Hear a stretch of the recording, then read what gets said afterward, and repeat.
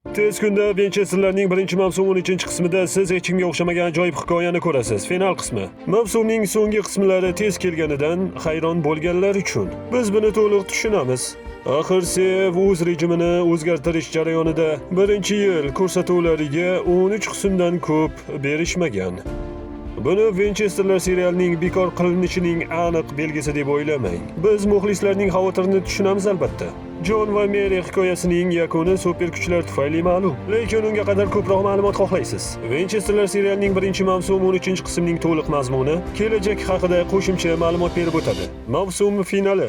Jon sirli va notanish odamdan xabar oladi. Bu paytda esa Carlos, Ada va Latka javoblarni birga izlashadi. Ammo vaqt tugab bormoqda. Oxirida Meri va Jon iliq ammo noqulay uchrashuvga ega bo'lishadi. Ko'p narsani ochib berishlari kerak, lekin ular hozir vaqti emasligini tushunishadi. Ushbu epizodga Jon Shevlter rejissyorlik qilgan. Ssenariy Robbi Tomson tomonidan yozilgan. Umid qilamizki, Meri va Jon qayta uchrashganda nima bo'lishini ko'rib chiqamiz. Bu haqida ko'proq bilib olishga vaqtimiz yetadi. Boshidan oxirigacha ko'p voqealar bo'lishini tushunib yetamiz. Shuning uchun nima bo'lish haqida biz bashorat qilmaymiz.